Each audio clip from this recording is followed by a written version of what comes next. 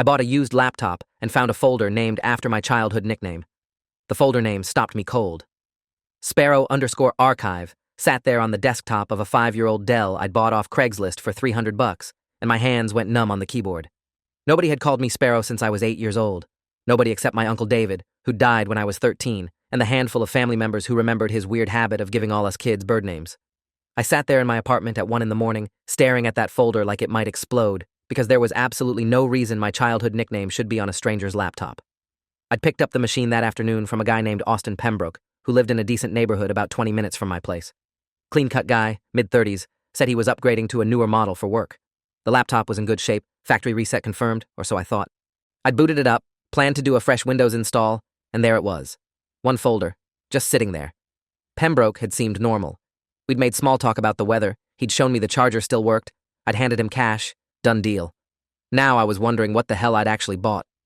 My finger hovered over the trackpad. The rational part of my brain said this had to be a coincidence. Sparrow wasn't that unique. Maybe Pembroke had a kid with the same nickname. Maybe it was a gaming handle. Maybe I was tired and seeing connections that didn't exist. But my gut, the part that had kept me alive through a rough childhood and a rougher adolescence, was screaming that something was very, very wrong. I clicked the folder open. Inside were 6 subfolders, each labeled with dates spanning from 2008 to 2019. The oldest folder was from when I was 7 years old. The newest was from 2 years ago when I was 24. I opened the 2008 folder first. My hands were shaking now, a fine tremor that made the cursor jump around the screen. Inside were photos, dozens of them. Pictures of a small, brown-haired boy playing in a park. The boy was me. I recognized the blue jacket I'd worn until the zipper broke, the ratty sneakers my mom had bought from a thrift store, the way I used to squint when I smiled because I needed glasses but we couldn't afford them. These were pictures I'd never seen before, angles that suggested they'd been taken from a distance, from behind trees or across playgrounds. Surveillance photos of me when I was 7 years old. The room felt too small suddenly. I pushed back from my desk, chair scraping loud in the quiet apartment, and walked to the kitchen to get water. My reflection in the dark window looked pale, eyes too wide. I drank straight from the tap, cold water splashing my shirt, and tried to think. This didn't make sense. Why would someone have old surveillance photos of me? I wasn't anyone special. I'd grown up poor in the suburbs of Minneapolis, raised by a single mom who worked 2 jobs, barely graduated high school, and now worked IT support for a medical supply company. I wasn't rich. I wasn't connected. I was nobody. But someone had thought I was worth watching. Someone had taken hundreds of photos of me as a child and stored them in a folder labeled with a nickname only my family used. I went back to the laptop. The 2010 folder had more photos, plus video files. I clicked on one. The footage was grainy, clearly shot on an older camera, and showed me at maybe 9 years old walking home from school. The camera followed me for 3 blocks before the video cut out. Another file showed me sitting on my front steps reading a book. I watched myself for 5 minutes, just sitting there, completely unaware I was being filmed. The timestamp said it was a Wednesday in October. I remembered that book. It was about dragons. I opened the 2015 folder with a growing sense of dread that sat in my stomach like a stone. This folder had documents, PDFs of what looked like medical records, though the names were redacted, school transcripts with my grades and teacher comments, a scanned copy of my mom's lease agreement from our old apartment, a detailed log of my daily routines, what time I left for school, what route I took, where I hung out after classes, what friends I saw. The log covered 6 months and was typed in neat clinical language. Subject departed residence at 7:42 a.m., proceeded north on Fulton Avenue, stopped at corner store, purchased energy drink and chips, arrived at school at 8:15 a.m. Subject. They'd called me Subject. I clicked through more files, my breathing getting shallow. There were photos of my mom too, and my grandmother. Pictures of our old cars, our house, my mom's workplace. Someone had documented our entire lives like we were specimens in a lab. The most recent folder, from 2019, contained newer photos and something that made my blood run cold. A spreadsheet tracking my employment history, my current address, my vehicle registration, even my damn Netflix login. Someone had been watching me for 17 years. Someone was maybe still watching me. I slammed the laptop shut and stood up so fast I knocked over my water glass. It shattered on the floor, but I barely heard it. My mind was racing, trying to make sense of this, trying to figure out who and why and what I was supposed to do. Call the police? And tell them what? I bought a laptop with creepy files about myself? They'd think I was crazy. But this wasn't nothing. This was evidence of stalking spanning nearly 2 decades. This was someone who knew where I lived right now, today. This was someone who'd sold me their surveillance equipment like it was no big deal. I grabbed my phone and pulled up the texts from Pembroke. We'd arranged the sale through Facebook Marketplace, and I'd been stupid enough to meet him alone. I scrolled through our conversation, looking for any detail I might have missed. He'd been friendly, professional, not pushy. Said he was selling because of a work upgrade. Gave me his address without hesitation. I looked at his Facebook profile again. Minimal information. Profile picture was a landscape photo, only about 30 friends. The account had been created 8 months ago. Everything about it screamed fake. My phone buzzed. A text from an unknown number. You weren't supposed to find those files. We need to talk. I dropped the phone like it had burned me. They knew. Whoever this was, they knew I'd opened the folders. Was there tracking software on the laptop? Had it sent an alert when I accessed those files? I looked around my apartment wildly, suddenly convinced there were cameras, that I was being watched right now. The curtains were open. I crossed the room and yanked them shut, heart pounding so hard I could feel it in my throat. Another text came through. Don't involve the police. This is complicated. Meet me tomorrow, noon, at Riverside Park. Come alone. I stared at the message. Every instinct said this was a trap, that meeting this person was the stupidest thing I could possibly do. But I also needed answers. I needed to know why someone had been documenting my life since I was 7 years old. I needed to know if I was in danger, if my mom was in danger. The not knowing felt worse than any risk of meeting them. I didn't sleep that night. I sat on my couch with the lights on, the laptop on the coffee table in front of me, going through every folder again and again. I found more documents in the later years. Copies of emails I'd sent to friends, screenshots of my social media posts, bank statements showing my pathetic savings account balance. Whoever had compiled this knew everything about me. They knew I was allergic to penicillin. They knew I'd failed my driver's test twice. They knew about the girl I'd dated junior year and how badly it ended.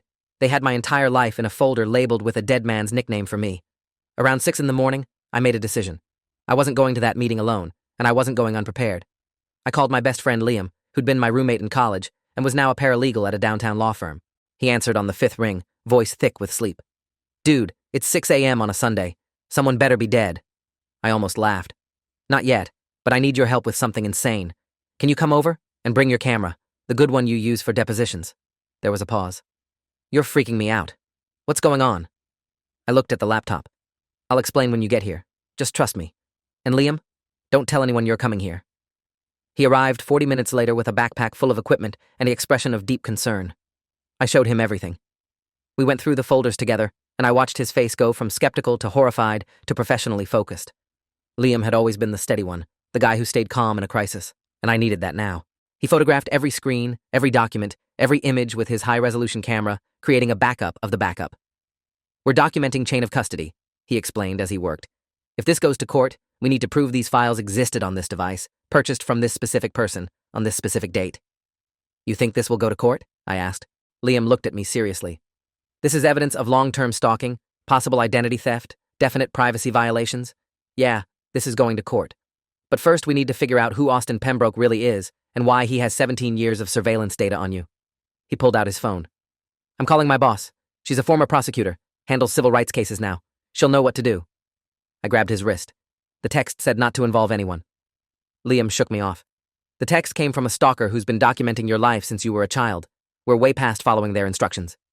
His boss, attorney Rebecca Ortega, met us at her office downtown at 9 that morning. She was a sharp-eyed woman in her 50s who listened to our story without interrupting, made notes in a leather portfolio, and asked pointed questions that cut through my panic to the facts. She examined the photos Liam had taken, read through the documentation, and finally leaned back in her chair. This is one of the most comprehensive stalking cases I've seen, she said bluntly. Whoever compiled this invested significant time and resources. The question is why? Do you have any idea what makes you a target? I shook my head. I'm nobody. I'm not rich. I'm not connected. I don't have access to anything valuable. Rebecca tapped her pen against her desk. Everyone is someone to somebody. Family connections? Business relationships? Inherited property? Anything unusual in your background? I thought about my childhood. My Uncle David died when I was 13. He left me some money for college in a trust, but it was only about $15,000. I used most of it already. Rebecca's eyes sharpened. How did he die? The question surprised me. Car accident. Why? She wrote something down. Maybe nothing, but the surveillance starts around the time you would have been named in that trust. Could be relevant. She made calls. Within 2 hours, we had 3 people in her conference room. Rebecca, Detective James Kowalski from the Minneapolis PD's Cybercrimes Unit, a private investigator named Diana Frost who specialized in digital forensics, and us. Detective Kowalski was a patient man with 23 years on the force who treated my story with more seriousness than I'd expected. Stalking cases are hard to prove, he admitted, but you've got documentation. That's good. That's real evidence. Now we need to figure out who's behind it and why they let you find it. Diana, the forensic investigator, took possession of the laptop using proper evidence handling procedures, photographing it, documenting the serial number, creating a full disk image before touching anything. She was meticulous, explaining each step. This laptop might have metadata that tells us who created these files, when, and on what device originally. There might be internet history, email accounts, cloud storage connections. We'll find digital fingerprints. She looked at me. But I need you to understand this will take time. Days, maybe weeks. And whatever we find, it might not be pleasant. Are you prepared for that? I thought about 17 years of surveillance. About someone knowing my daily routines, my passwords, my fears. I need to know, I said. Whatever it is, I need to know. Detective Kowalski nodded approvingly. Good. Now about this meeting request. You're not going alone, and you're not going unarmed with information. We'll wire you, have plainclothes officers in the area, and I'll be close enough to intervene if things go sideways. But here's the key. We need them to talk. We need them to admit what they've done, explain why they've done it. Can you do that? Can you stay calm and keep them talking? The idea terrified me, but I agreed. What choice did I have? We spent the next 2 hours planning. Rebecca coached me on questions to ask, on how to keep someone talking without seeming interrogative. Liam insisted on being one of the undercover observers. Detective Kowalski explained the wire setup, showed me the tiny microphone that would clip to my shirt, promised me they wouldn't let anything happen. But I could see it in his eyes. They couldn't actually guarantee my safety. If whoever was behind this wanted to hurt me, there would be a window of time before anyone could stop them. Riverside Park at noon was unusually crowded for late September. Families with kids, joggers, people walking dogs. I sat on the designated bench near the fountain, the wire pressing against my chest like a second heartbeat, and waited. My phone buzzed at exactly noon. Look behind you. I turned. A woman stood about 20 feet away, middle-aged, blonde hair, business casual clothing, looking completely unremarkable. She could have been anyone's mom, anyone's co-worker. She gestured for me to walk with her, away from the bench. Every muscle in my body tensed. That wasn't the plan. Detective Kowalski's voice crackled in my nearly invisible earpiece. It's okay. We've got visual. Stay with her. I caught up to the woman, and we walked slowly along the park path. She didn't look at me directly. My name is Catherine Brennan, she said quietly, and I owe you an explanation that's 17 years overdue. I forced my voice to stay steady. You're the one who's been watching me. She nodded. Among other things. I'm a private investigator, contracted in 2008 to conduct long-term surveillance on you and your family. My client wanted comprehensive documentation of your development, your relationships, your choices. I was paid very well to be thorough. Who hired you? My hands clenched into fists.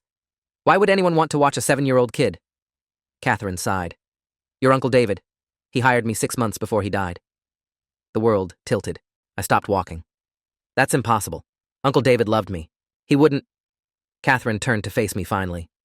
He didn't hire me to hurt you. He hired me to protect you. Or rather, to document that you were being properly cared for after he was gone. He suspected his death wasn't going to be an accident. The words didn't make sense. My uncle died in a car crash. Single vehicle accident, lost control on a wet road, no other cars involved. The police report said mechanical failure, bad brakes. I'd read it years later when I was old enough to request the file. What are you talking about? Catherine reached into her bag slowly, keeping her movements visible, and pulled out a folder. Not a digital file. An actual physical folder, worn with age. This is everything David gave me before he died. Letters, documentation, his suspicions. He believed someone in your family was going to kill him for his estate, and he wanted to make sure you were protected after he was gone. I took the folder with shaking hands. Inside were letters in my uncle's handwriting, addressed to me. To be opened when you're old enough to understand, the top one said. I looked at Catherine. If you were protecting me, why the surveillance? Why the invasion of privacy?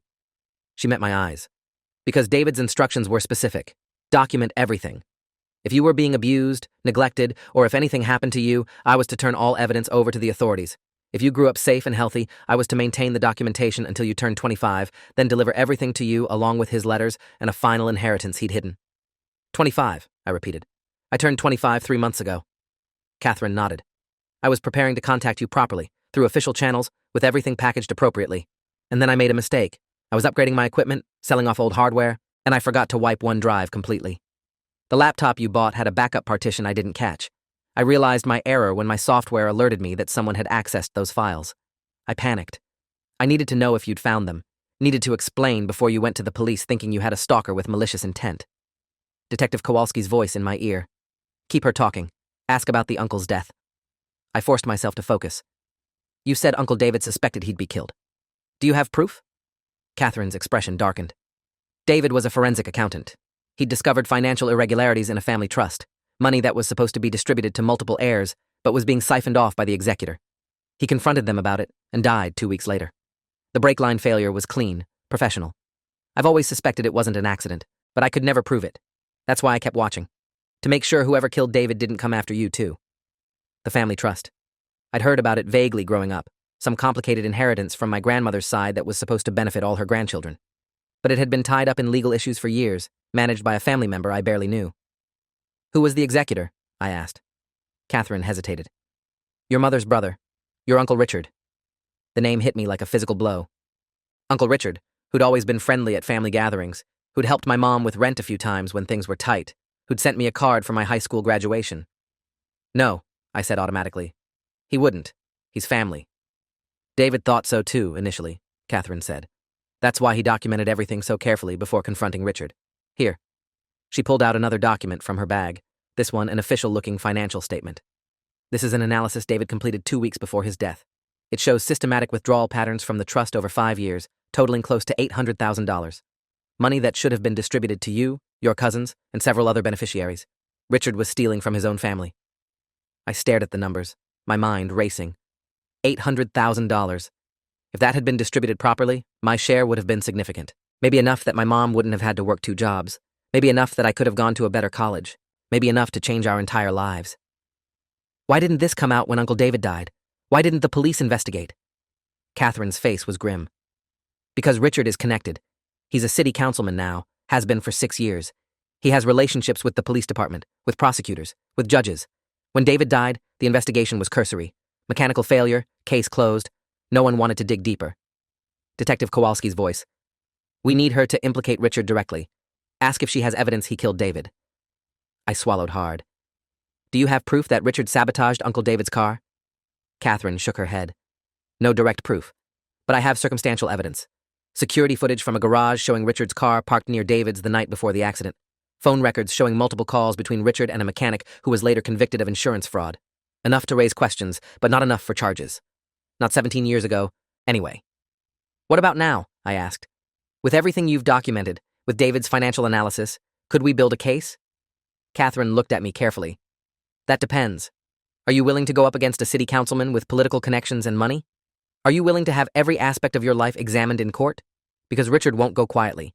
He'll destroy your credibility, claim David was paranoid, claim I'm a conspiracy theorist, claim you're just after money. It will be ugly. I thought about 17 years of being watched, of my privacy violated for my own protection, of a truth buried so deep it had become invisible. I thought about my Uncle David, who'd apparently known he was going to die and had spent his final weeks trying to protect me. I need to read his letters, I said. I need to understand what he wanted me to do. Catherine nodded and gestured to a bench. We sat, and I opened the first letter with hands that wouldn't stop trembling. Dear Sparrow, it began, and my eyes immediately blurred with tears. If you're reading this, I'm gone, and you're old enough to know the truth. I've always called you Sparrow because you reminded me of those brave little birds. Small, overlooked, but resilient and clever. I'm writing to tell you that your family isn't what it seems. There are people who care more about money than about the children they're supposed to protect. I've found proof of theft, and I'm going to confront the person responsible. If anything happens to me after that, I want you to know it wasn't an accident. The letter went on for 3 pages, detailing what David had discovered, naming Richard explicitly, explaining the trust structure and how Richard had manipulated it. The second letter was more personal, memories of our time together, his hopes for my future, his regret that he wouldn't be there to see me grow up. The third letter was instructions. When you're old enough, get the evidence from Catherine Brennan. She has everything. Take it to someone who can't be bought. Make sure the truth comes out. Don't let Richard win. I sat there in the park, reading my dead uncle's words, and felt something shift inside me. This wasn't just about money or privacy anymore. This was about justice for a man who'd tried to protect me and had died for it. I looked at Catherine. I want to take this to the police. All of it. The financial evidence, David's letters, everything you've documented. I want Richard charged with theft at minimum, and I want David's death investigated properly. Catherine studied my face. You're sure? Once we start this, there's no going back. Detective Kowalski's voice. Tell her you're already working with the police. We're ready to move on this. I pulled out my earpiece and showed it to Catherine. Her eyes widened. You're wired. I nodded. Detective James Kowalski, Cybercrimes Unit, has been listening to everything. He's here with a team. And yes, I'm sure. Let's do this properly. Catherine's expression cycled through surprise, resignation, and something that might have been relief. All right then, I'll cooperate fully. I've been carrying this for 17 years. It's time to put it down. The next 3 hours were a blur of formal statements, evidence transfer, and strategic planning. We relocated to the police station, where Catherine turned over her complete files, physical and digital. Detective Kowalski brought in the district attorney's office, specifically Assistant DA Michael Reeves, who specialized in financial crimes and public corruption. Reeves was a sharp, methodical man who listened to our story, examined the evidence, and asked the kind of questions that made me realize this was real. We were really doing this. We were going after a city councilman. "The financial evidence is solid," Reeves said after 2 hours of review. "David's analysis shows clear patterns of embezzlement. We can prove Richard systematically stole from the trust. That's multiple felony counts right there. The question is whether we can prove he killed David to cover it up. That's going to be harder." Diana Frost, the forensic investigator, had been working on the laptop in a separate room. She came in with a triumphant expression. "I found something." The laptop had remnants of email correspondence between Catherine and another investigator, someone Richard hired to watch David in the weeks before his death. She pulled up the emails on a screen. They were brief, professional, and damning. Richard's hired investigator had documented David's movements, noted when he met with Catherine, when he visited his attorney, when he accessed financial records. The final email, sent 3 days before David's death, said simply, "Target has compiled comprehensive evidence and plans to file formal complaint Monday. Recommend immediate action." Reeves read it twice. "This is conspiracy. This is premeditation. If we can connect Richard to this investigator and prove they acted on this recommendation, we have him for murder." The investigator's name in the emails was Thomas Whitfield. Detective Kowalski ran it immediately. Whitfield had died 8 years ago, apparent suicide, no note. "Convenient," Kowalski said darkly. "Very convenient." But Whitfield had family, and Diana tracked down his daughter, Allison Whitfield Chen, who lived in Chicago. Kowalski called her. 20 minutes later, we knew she'd found her father's old files in storage after he died and had always suspected his suicide wasn't real. She'd kept everything, including backup copies of all his investigative work, because she'd hoped someday someone would want to know the truth about what he'd been involved in. Things moved fast after that. Allison agreed to overnight her father's files. We spent the night at the police station, going through Catherine's documentation in detail, building a timeline, identifying every piece of evidence that connected Richard to the embezzlement and David's death. Rebecca Ortega worked her network, quietly reaching out to other families who'd been affected by the trust mismanagement, finding more victims who'd suspected something was wrong, but had never had proof. By morning, we had statements from 6 people whose inheritance had been stolen, all pointing to Richard. The hardest part was telling my mom. I called her at 6 in the morning, asked her to come to Rebecca's office, told her I needed to talk about something important regarding Uncle David. She arrived worried, thinking something was wrong with me. When I explained what we'd found, what we suspected, what we were planning to do, she went completely still. "Richard," she said finally. "My brother Richard killed David?" Her voice was hollow. I showed her David's letters, the financial evidence, everything. She read it all in silence, tears streaming down her face. "I knew something was wrong with David's death," she said quietly. "It never made sense. He was so careful with his car, so safety conscious. But Richard was there for us after. He helped with funeral costs. He checked on us. He seemed devastated." She looked at me with red eyes. "He was helping us with money he'd stolen from us. He killed his own brother-in-law and then played the supportive family member." The rage in her voice was ice cold. "I want him prosecuted. I want everyone to know what he did." On Monday morning, Detective Kowalski and Assistant DA Reeves brought Richard in for questioning. They didn't arrest him. Not yet. They wanted him to talk, to dig himself deeper.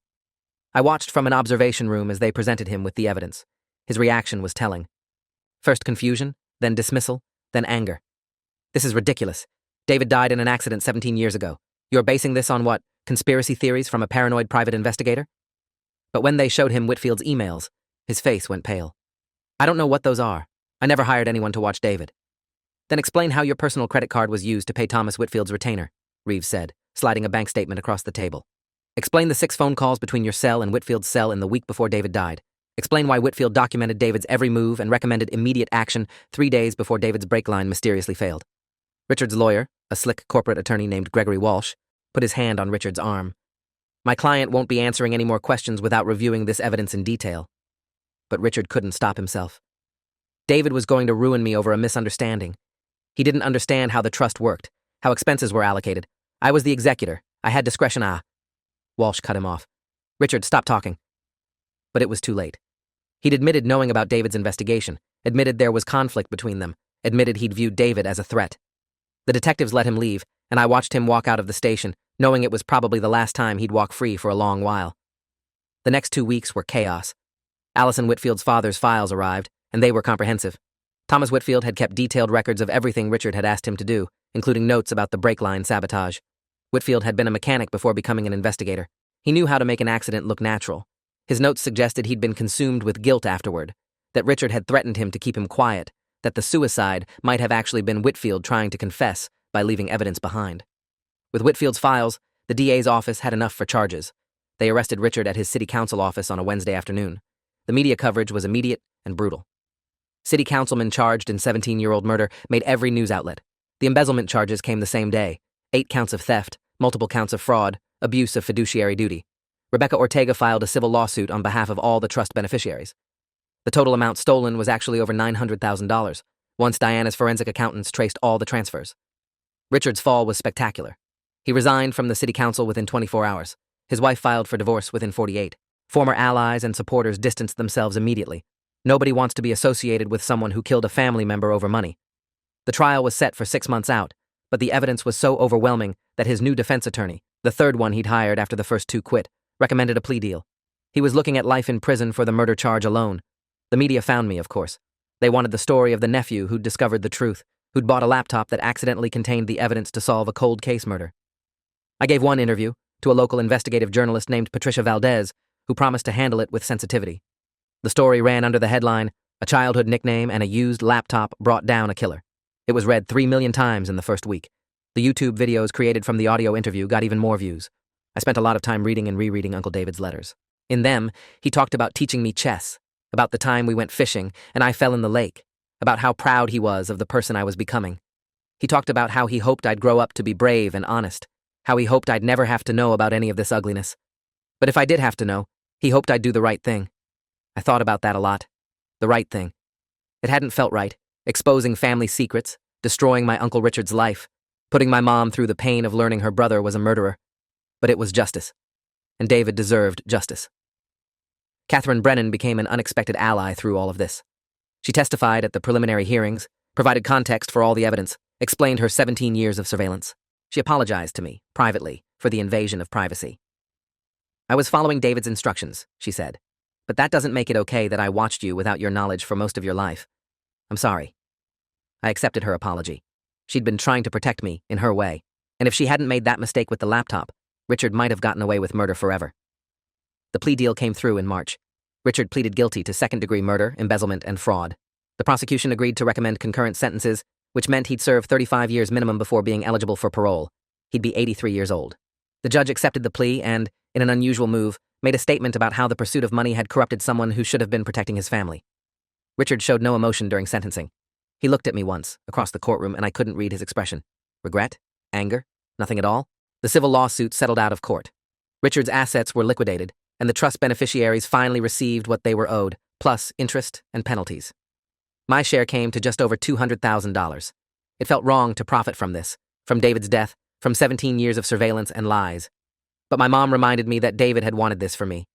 He'd wanted me to have the opportunities the money would provide. So I used some of it to pay off my mom's debts, some to go back to school for a computer science degree, and some I donated to organizations that helped families affected by financial crime. 6 months after Richard's sentencing, I visited David's grave for the first time in years. I brought flowers and the letters he'd written me. I sat there in the quiet cemetery and told him about everything that had happened, about how his planning and foresight had finally brought the truth to light, about how his killer was in prison, about how he'd saved me one more time, even from beyond the grave. I told him I wished I'd known him better as an adult, wished we'd had more time. I told him I understood why he called me Sparrow now. He'd known I'd have to be small and resilient and clever to survive what was coming. He'd prepared me for it without me even knowing. I still have the laptop. Diana Frost returned it to me after the trial, wiped clean except for an archived copy of all the evidence for the official record. I keep it on a shelf in my apartment, this ordinary Dell that accidentally changed everything. Sometimes I think about Austin Pembroke, the fake name Catherine used to sell it to me, about how one small mistake in digital hygiene had unraveled a 17-year cover-up. Detective Kowalski calls it fate. Rebecca Ortega calls it justice delayed, but not denied. I call it a lesson in how the truth has a way of coming out, even when everyone thinks it's safely buried. My mom and I are closer now, in a strange way. Trauma either breaks families apart or bonds them tighter, and we chose the latter. She's in therapy, processing the betrayal and the grief. I'm in therapy too, working through the weirdness of learning I'd been watched my entire childhood, of having to testify against family, of becoming a minor celebrity for solving a cold case. My therapist, Dr. Amira Hassan, says I'm handling it remarkably well, but some nights I still wake up thinking about that folder on the desktop. Sparrow_archive. My entire life, reduced to gigabytes of data. Liam thinks I should write a book about this. He's convinced it's a story people need to hear, about family corruption, about one man's long game to ensure justice, about how accidents can lead to truth. Maybe someday I will. But for now, I'm focused on school, on building a career in cybersecurity. There's an irony there I don't miss, and on figuring out who I am when I'm not defined by being watched. Catherine checks in sometimes, asks how I'm doing, offers advice on digital privacy. We have an odd relationship, the stalker and the stalked, both trying to move forward from the complicated legacy David left us. The last letter David wrote me was different from the others. It was shorter, simpler. Sparrow, it said. By the time you read this, you'll know everything. You'll know what I found, what I feared, what I tried to prevent. You'll probably be angry that I put you through this, that I arranged for you to be watched and documented and treated like a subject instead of a person. I'm sorry for that. But I couldn't protect you any other way.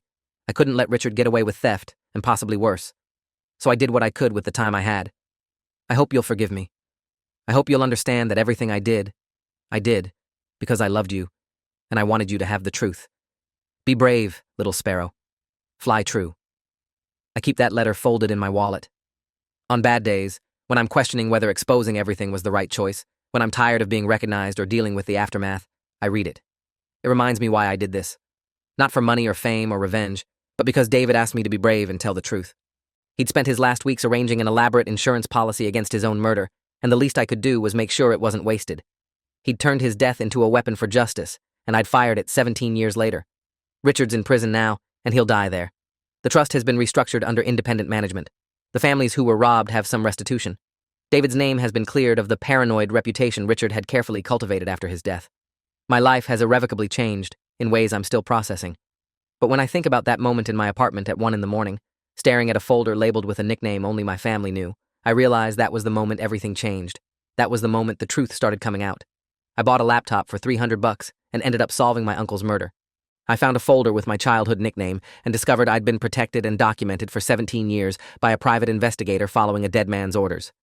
I confronted a family member who'd gotten away with killing and stealing for nearly 2 decades.